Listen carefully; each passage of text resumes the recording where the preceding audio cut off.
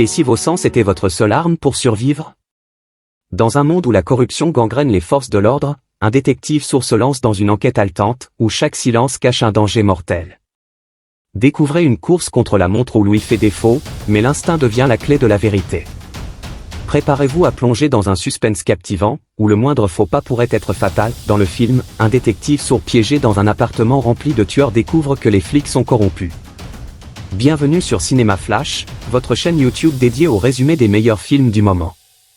N'oublie pas de t'abonner pour ne rien rater des prochains moments palpitants. Le film commence avec le détective Frank, qui travaille à la division des homicides, se préparant pour sa journée. Il reçoit un appel de sa fille bien-aimée, Sam, qui vit loin avec sa mère. Elle l'invitait à assister à un événement important, et il promet d'y aller. Il mentionne également qu'il a préparé un cadeau pour elle, mais ne veut pas le révéler tout de suite. Après cet appel, Frank rencontre son collègue, Slater, et ils partent interroger quelqu'un. Slater met en garde Frank contre son impulsivité, qui pourrait encore leur causer des problèmes. Peu après, le duo arrive dans un port où ils doivent questionner un ouvrier nommé Jimmy. Cependant, Jimmy refuse de coopérer. Il sort une arme, prend un collègue en otage, tire sur les policiers, puis s'enfuit. Frank se lance à sa poursuite à travers un labyrinthe de conteneurs. Jimmy, lui, continue de tirer au hasard jusqu'à épuiser ses munitions. Réalisant cela, il se précipite vers la route principale pour s'échapper, mais il est percuté par une voiture et meurt sur le coup. Frank, toujours en poursuite, heurte également le véhicule et se blesse, du sang coulant de ses oreilles. Quelques mois après l'incident, on retrouve Frank qui utilise désormais un appareil auditif. On apprend que l'accident a gravement endommagé sa cochlée, réduisant considérablement sa capacité auditive. Alors qu'il est au travail, il reçoit un appel vidéo de Sam, qui lui montre qu'elle a commencé à apprendre la langue des signes pour communiquer avec lui. Elle l'invitait à son récital prévu la semaine suivante, mais Frank refuse, expliquant qu'il ne supporte pas le bruit des foules. Sam insiste, mais le dysfonctionnement de l'appareil auditif de Frank interrompt leur conversation. Frank se rend chez le médecin pour un contrôle. Après quelques tests, la médecin révèle que l'état de sa cochlée s'est encore aggravé, et que son audition a diminué de 80%. Elle lui conseille d'éviter les environnements bruyants afin de prévenir une surdité totale et l'encourage à se perfectionner en langue des signes pour préparer l'avenir. Plus tard, Frank reprend son service et est chargé d'enquêter sur un double homicide impliquant des trafiquants de drogue à Hyde Park. Les victimes ont été abattues à bout portant, mais aucun témoin n'a vu le meurtrier, seulement entendu des coups de feu. Frank interroge un homme qui a découvert les corps, mais il peine à entendre ses explications à cause du bruit des hélicoptères, des sirènes et des caméras. Submergé par ces sons, Frank, frustré, retourne à la voiture. Le soir suivant, Frank est assis seul dans un bar, déprimé, lorsque Slater arrive pour le réconforter. Slater lui annonce qu'il a été transféré à la division des stupéfiants et encourage Frank, expliquant que de nombreux policiers continuent de travailler malgré leur handicap. Cependant, Frank exprime qu'il se sent inutile et envisage de quitter son poste. Slater lui propose alors une tâche adaptée à ses capacités, interprétée pour une témoin sourde dans l'affaire de Hyde Park. Frank accepte à contre-séhur, même s'il n'est pas très à l'aise en langue des signes. Le lendemain, lui et Slater rencontrent Eva, une femme de 33 ans qui affirme avoir été témoin du meurtre. Elle admet avoir attendu 2 jours avant de venir à la police. En arrivant chez elle, il constate que son immeuble est presque vide. À l'intérieur, Frank tente de communiquer maladroitement avec elle, ce qui irrite Eva, qui s'attendait à un interprète professionnel. Elle refuse de coopérer au début, mais Frank lui explique qu'il fait de son mieux pour apprendre à surmonter ses propres limites après son accident. Touchée, Eva accepte finalement de leur parler. Elle révèle qu'elle prépare son déménagement car le propriétaire de l'immeuble expulse les résidents pour transformer le bâtiment en condominium de luxe. Interrogée sur l'incident, Eva explique qu'elle était dehors pour prendre des photos lorsque l'incident a eu lieu. Bien qu'elle soit sourde, elle sait lire sur les lèvres. Elle montre alors une vidéo qu'elle a filmée, où l'on voit une bagarre se terminer par des coups de feu. Les policiers sont choqués et prennent son téléphone comme preuve, promettant de le lui rendre rapidement. Eva confie qu'elle a peur que les meurtriers découvrent qu'elle a parlé à la police et viennent la tuer. Frank lui promet qu'il veillera à sa sécurité. Pendant ce temps, dans la salle de bain, Frank remarque des médicaments sur une étagère. En sortant, Slater informe Frank qu'Eva a un passé de toxicomane et a suivi une cure de désintoxication. Frank mentionne avoir vu du naloxone, un médicament utilisé pour traiter les overdoses, dans la salle de bain d'Eva. Il conclut qu'elle n'était probablement pas dehors pour prendre des photos, mais plutôt pour chercher de la drogue. Bien sûr, voici la traduction sans les séquences de temps. Dans la scène suivante, les policiers partent séparément, et Slater prend le téléphone d'Eva comme preuve. Peu après, Frank se rend compte qu'il a laissé son téléphone chez Eva et décide de faire demi-tour. Au même moment, les responsables de la fusillade de Hyde Park arrivent chez Eva, menés par leur chef, Mason. Mason poste un garde au rez-de-chaussée pour surveiller, tandis que lui et ses hommes montent à l'étage. Peu de temps après, Frank revient à l'appartement et remarque un homme en train de garder la porte d'Eva, ce qu'il trouve étrange, mais il reste calme et passe devant lui comme si de rien n'était. Frank monte alors par l'escalier de secours et s'approche discrètement de la fenêtre d'Eva depuis l'extérieur.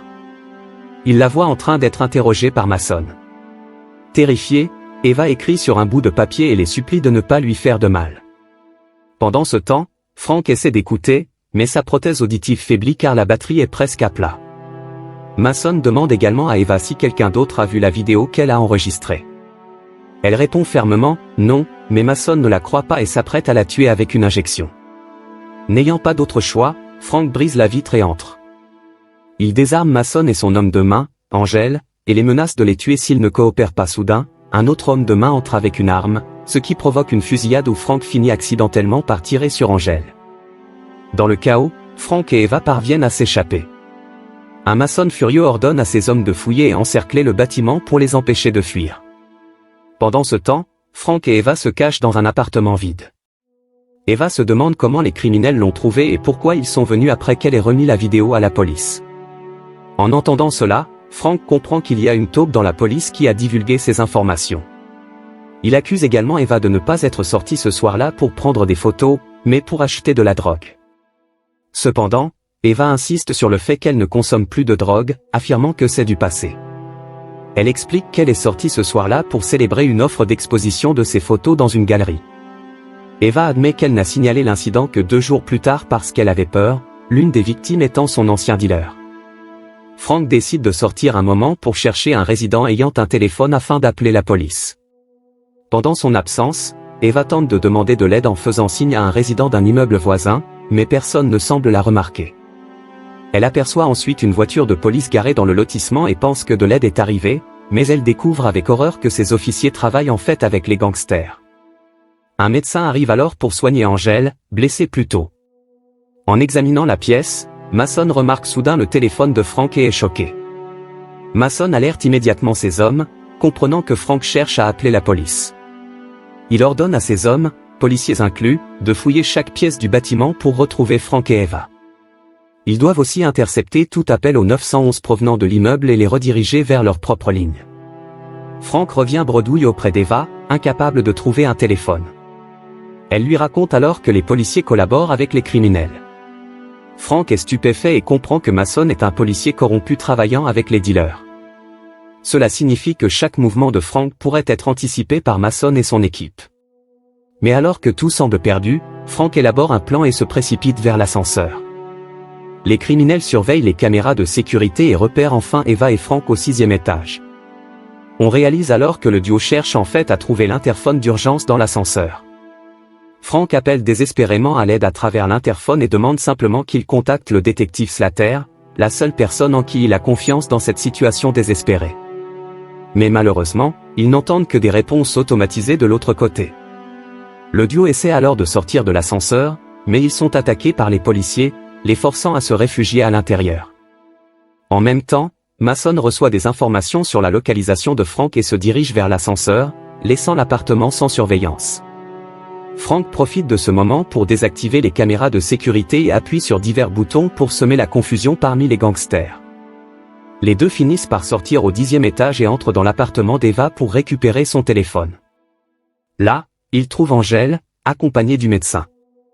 Mais ce dernier refuse de s'impliquer, affirmant que ce n'est pas dans ses fonctions. Angel appelle rapidement Mason à l'aide, mais Eva le neutralise en le frappant. Le duo prend alors le téléphone d'Angel et se dirige immédiatement vers une autre pièce. Lorsque les criminels arrivent, Mason, frustré, découvre que les deux ont pris le téléphone d'Angel et tentent de passer un appel. Eva lit sur ses lèvres depuis sa cachette et coupe rapidement le téléphone pour éviter toute détection. Pendant ce temps, Frank envoie un message à Slater et lui demande de rappeler le numéro. Mais malheureusement, cela attire l'attention de Mason, qui devient alerté par le bruit et leur présence, forçant le duo à s'enfuir à nouveau par la fenêtre. Frank et Eva se dirigent vers les escaliers et entrent dans un autre appartement pour se cacher. Là, ils reçoivent un appel vidéo d'un numéro inconnu, et il s'avère que c'est Slater. La batterie de l'appareil auditif de Frank est complètement morte, et il ne peut plus entendre, alors Eva l'aide à lire sur les lèvres de Slater. Frank explique la situation à son ami et, après avoir écouté attentivement, Slater promet de venir avec des renforts. Mais juste à ce moment, Mason et ses hommes découvrent leur emplacement et arrivent pour attaquer à nouveau. Le duo ouvre rapidement la fenêtre pour s'introduire dans la pièce voisine. Lors de leur fuite, Eva s'arrête soudainement et demande comment les gangsters savaient où ils se trouvaient. Frank réalise alors qu'ils sont suivis via le téléphone d'Angel. Il enveloppe le téléphone dans sa chemise et le jette au rez-de-chaussée. Les policiers et les hommes de main se précipitent là-bas, mais découvrent que c'était un leurre. À ce moment, la patience de Mason est à bout, et il ordonne à ses hommes de fouiller chaque porte du bâtiment pour finir avec les deux. Pendant ce temps, Frank et Eva trouvent un endroit où se cacher, mais remarquent bientôt que Slater arrive dans le bâtiment. Il s'avère que l'idiot est venu seul et n'a pas rapporté de renfort. Frank commence à s'inquiéter pour son ami, et décide de descendre l'aider. Peu de temps après, ils arrivent dans le hall et trouvent Slater tenu en joue par l'un des gangsters. Cela laisse à Frank aucune autre option que de rendre son arme. Mais dès qu'il le fait, son ami la prend et la pointe vers lui. Dans un retournement de situation choquant, on découvre que Slater fait aussi partie du gang corrompu et est la taupe dans la police dont Frank parlait. L'homme est très agacé et demande à Frank pourquoi il est revenu dans le bâtiment et a agi en héros. À ce moment, Mason et ses hommes injectent de la drogue dans la main d'Eva, ce qui la fait s'évanouir. Il s'avère qu'il prévoit de la surdoser et de faire passer cela pour un suicide. Après cela, Slater tente de soudoyer Frank pour qu'il se taise et rejoigne leur gang. Frank accepte à contre-cœur, n'ayant pas d'autre choix. Cela plaît aux criminels, et il laisse Eva inconsciente dans sa chambre avant de prendre Frank et de quitter le bâtiment. Cependant, une fois dans l'ascenseur, Frank élabore un plan. Il saisit l'arme du policier et ferme la porte de l'ascenseur en appuyant sur le bouton, les piégeant à l'intérieur pendant un moment. Il se précipite vers la chambre d'Eva et lui injecte de la naloxone, qu'il a trouvée dans sa salle de bain. La femme se réveille bientôt, mais informe Frank que les effets de la naloxone ne durent que 10 minutes, après quoi elle retombera dans l'inconscience. Pendant ce temps, Mason ordonne à ses hommes d'entourer le bâtiment et de fouiller chaque recoin. Il leur dit de bloquer toutes les sorties et décide de tuer Frank cette fois-ci. Frank remet alors à Eva l'arme à feu et lui dit de tirer sur toute personne qui entrerait par la fenêtre. Il commence ensuite à verser de l'essence partout. Sans perdre de temps, Frank allume rapidement le feu. Peu de temps après, une épaisse fumée commence à s'élever.